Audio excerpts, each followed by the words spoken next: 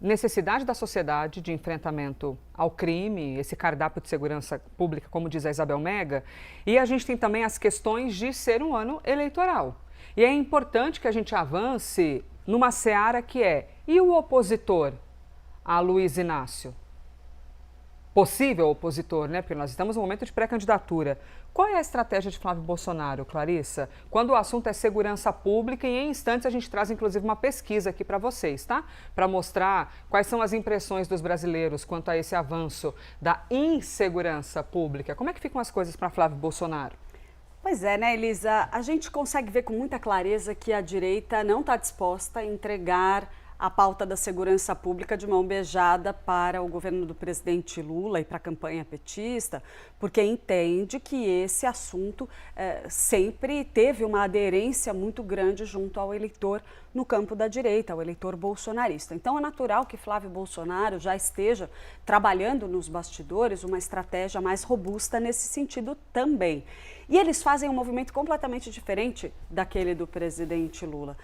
Em vez de apenas tentar ganhar ali força, reverberar o discurso do seu pré-candidato Flávio Bolsonaro nos assuntos da segurança pública que estão guiando o noticiário, eles estão olhando um pouco para trás, Elisa, estão querendo voltar para aquela agenda histórica da direita na área da segurança pública.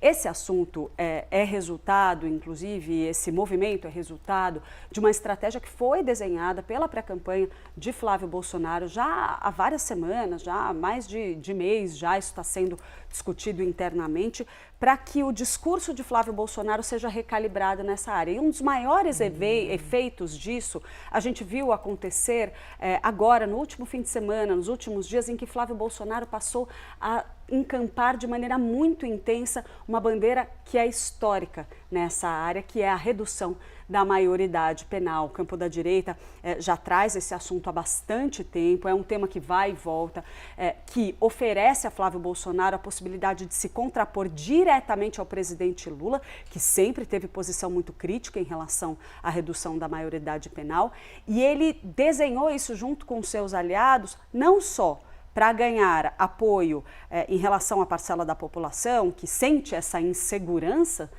o aumento da violência em geral e o avanço do crime organizado, mas até mesmo junto ao público feminino. Elisa, tem um olhar dentro da campanha de Flávio Bolsonaro de que isso contribui, por exemplo, para ganhar alguma adesão junto àquelas mulheres que estão assistindo ao aumento drástico dos casos de feminicídio, casos de estupro coletivo, por exemplo, foram mencionados por Flávio Bolsonaro no momento em que ele se dedicou aí, nos últimos dias, a defender a redução da maioridade penal, como exemplo do que precisa ser feito. E só uma curiosidade para ilustrar um pouco o que a gente está falando de como isso foi definido, Flávio Bolsonaro chegou a ter uma conversa com os aliados dele ali, dizendo, não, olha, eu estou tranquilo, eu entendo bem de segurança pública, estou tranquilo para falar desse assunto. E aí a equipe ali falou, ó, o que você entende de segurança pública não vai funcionar em tempo de eleição. E que Flávio está sendo muito estudioso no assunto e muito dedicado, aceitando então essa revisão do olhar dele, olhando um pouco para trás, tentando retomar bandeiras históricas da segurança pública e manter essa agenda na mão da direita.